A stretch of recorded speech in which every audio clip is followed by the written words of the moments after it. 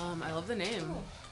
Bitch Talk. Thank you. Yes, Erin and I are with Bitch Talk in San Francisco, and we joined forces with John for Sundance. So he's our cool. festival honorary bitch. Yeah. I endorse that message.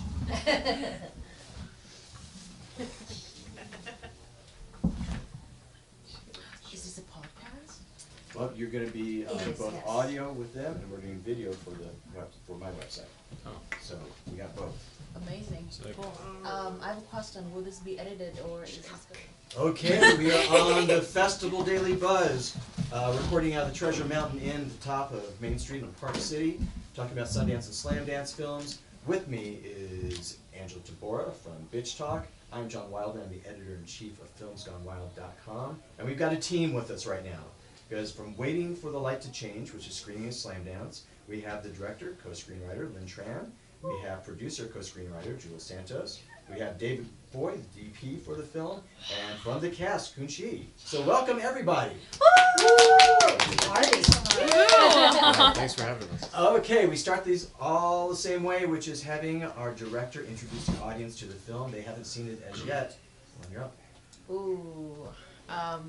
Well, my name is Linh Tran. I am the director and co-writer of Waiting for the Light to Change. So our film is a slow-paced, contemplative story about female friendship, love, and loss, and what it feels like to be in your 20s.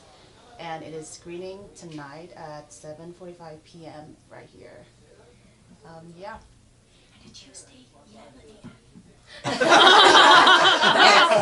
right. Kun Chi snuck in that info. I think you're talking to the mic but whispering. Yeah, beautifully made film first, I just have to say that. But in my heart, I was just like, they're so young, they're all together, they just can't have fun and relax. I feel like everyone in this film just needs a hug and to just, breathe it out, it'll be all right. I would like to talk to you about creating this script, and maybe we can go around the table and which characters you relate to, because it was rough. Yeah.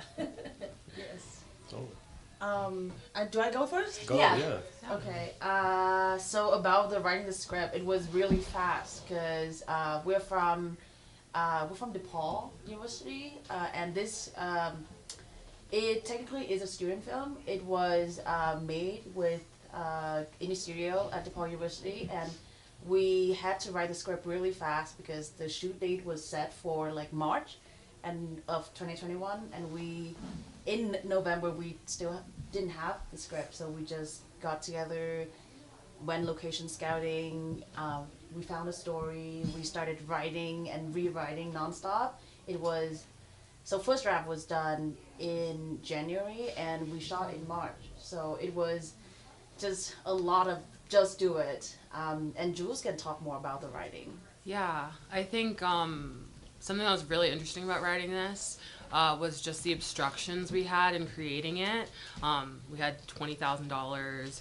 We had a location for free that we could bubble in. DePaul was really ready to cancel us because of COVID. It was literally, it was like, they were like, this is unsafe, we can't have this. So that's why we had to even scrap the original script. And we were like, what can we do? And so much of the inspiration was just me and Ling being fast friends and like getting to know each other. And I suggested she read one of my favorite books, like My Brilliant Friend, and we just talked so much about friendship and the longevity of female friendship. So it was just really fun to kind of use even the casting process as inspiration. I feel like when we were casting, the script wasn't fully locked, so we were asking people, what do you think about this? What do you think about this character? Do you feel like you... So we were like improving even while we were like kind of casting the main female character. So it was really an experience unlike anything I've done before, but definitely molded for this project. I would love for the two of you to talk really quickly, because we don't always have screenwriting teams. And the cliche when screenwriting team is that you've got the keyboard, then you hand you the keyboard, and then you take it and you hand it back. But oftentimes I know when I write with my wife on project, like one of us will write a draft, then the other will take the draft over, and and do their rewrite of it. Talk about how you two work together to actually do this. So we have actually one more co-writer. Her name is Dia Van Park. extremely talented and fun to be with writer. So what we did was not that. We actually like would meet up and brainstorm like, okay, so this would be, well, it's a vacation movie. So you're like, okay, so what do we do on vacation? So it's like, you know, brainstorm a few things, and then we would go on Zoom, all of us, and we would take, okay, you are Amy, I am Kim, let's like improv this. And these guys, they had a theater background, so that was really fun. And they are also really good readers for the casting process too. So that really helped. We acted the script out before we wrote it, and then we did that so many times, changed so many things, and you know, by the end we also like use the same process in rehearsal. So we had like a pretty loose script and loose dialogue, but we made sure like it conveys the emotions and like what the vibe we wanted for the film was. And then with the actors in rehearsals, we like solidify that writing. David, let's get some DP love in here. Sure. Let's talk about shooting this, because again, you know, as Jewel said, you know, you're working pretty much in one location, and you've got a handful of actors, and oftentimes that can be static. That can be two people on the sofa talking about their feelings for 2 hours, and God knows nobody wants to watch that. But this is an interestingly shot movie. You know, somehow with that little bubble that Jules talked about, you find different settings to keep us off kilter as we're going through everybody's emotions that we're going through. Talk about how you worked with Lynn to manage that. Yeah, so this was sort of a really long process from the start, because Ling and I had tried to make 2 other films already that didn't get made because of COVID. And so really for this type of film, it was really out of my comfort zone, because if you look at my other work, it's really kind of all over the place.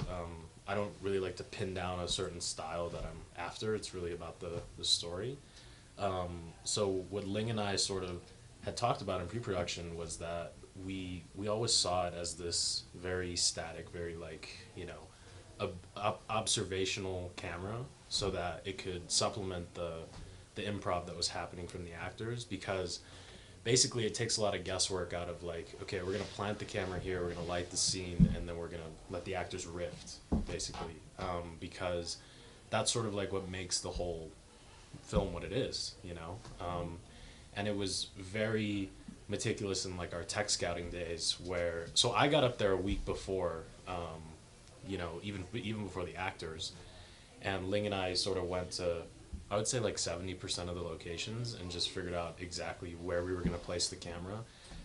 You know, and like we still let some magic happen on set, but it was quite literally like getting to spaces and like waiting for, you know, waiting for the light to change. Yeah, like literally waiting for, So like, I mean, very, you know, like for example, very specifically, there's a barn scene in our film where we sort of just happened upon this barn, or like someone was like, yeah, there's this really cool barn. And I was like, yeah, let's go check it out. So when we did go and shoot that, we were there, you know, 2-3 hours early to like plant the camera, and then it was like rehearse, improv, and then like we're shooting it like 3 times when the sun is going down, and that was kind of the process for most of the film, honestly. So yeah. Well, okay, I have to turn to you, Chloe, and I'm not just saying this because you're in front of me. You are obviously my favorite character in the movie. So, can you talk about? It sounds like it was a really collaborative process. Yeah. So, what did you bring to your character, and how do you relate to this character? Honestly, I want to talk back to the screenwriting. You know, when they found me and they drive me to the Michigan, we talk 4 hours on the car, and I share my love story with them. You know, and Jules just writing my story in the script. They just changed the script. Literally. Yeah, I didn't really tell her, so when she read it the first time. Yeah. The first table writing in the first day, I don't know everyone, but I read the script, I cried so much. Aww. Yeah, and just just a moment, So for the writing process, I don't know what they do for other girls, but they do me. I just feel, they just write the script for me. So for me, I just now what I bring to the script, this script bring too much for me. And when I read the script, because when Lin found me, we are all black here, and every girls are black here as an Asian. So we tell Lin, especially another two characters, they are American. Sorry, no, blah, blah. For Lin and me, we just have a study in America, so we are not. He grew up in the Wyoming, I grew up in China, so we have so similar background. I mean, so just it's kind of an isolation part in my heart. So I can feel when, because you see the movie, Lin is kind of a single woman, a single girl, and I try to join the groups, but I can't. So and just observe them and enjoy the happy at the moment. So I just feel I'm so close to Lin and close to the script. Yeah. And so blah. I will say. Maybe that's why you resonate so much Yeah. on the screen. Yeah, Because yeah. you really felt it. No. Yeah. There's another point in there too. Like Ling and I had always talked about Quinn being like the eyes of the film, and it was also something that sort of just came out like while we were shooting it too. But like she literally is like she sees everything, more or less, and like I think that really like kind of plays into exactly what it was going for. And we definitely wrote it for Quinn. I mean, Quinn is a director as well, and I sent Ling a video of her not acting, a video of her impersonating animals from the Animal Channel. And I sent it to Ling, and I was like, "What do you think of us just writing a character for her?" And that's how Quinn joined the film. The first time ever acting. Yeah, so I was just like, I think she's really special. I've always felt like her energy is just like so magnetic, and I was like, and I feel like Ling was obviously really interested in all the women representing aspects of her, and she is was an international film student too, so kind of having her being the eyes. Yeah, Quinn did not have to do auditions. Yeah. I want a sequel, Yeah. Yes. Quinn gets her own spin-off. Yeah.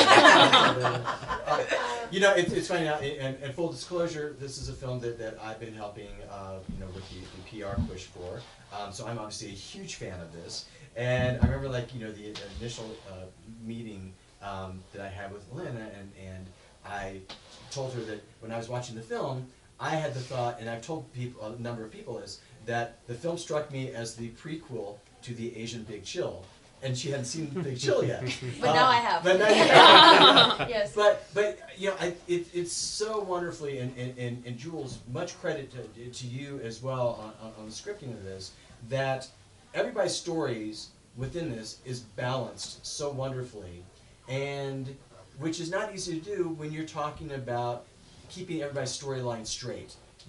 Who's betrayed who still has a crush on who's now has a new relationship, and sometimes once you get into the editing process, somebody rises to the top because they're this person sitting next to me is incredibly dynamic, and we want her on the screen all the time. That can happen, but this film successfully really delivers a moment in time to these characters and lives that everybody can identify with. I mean, I'm several decades past you guys, and I was still remembering going, holy crap, I remember going through this crap.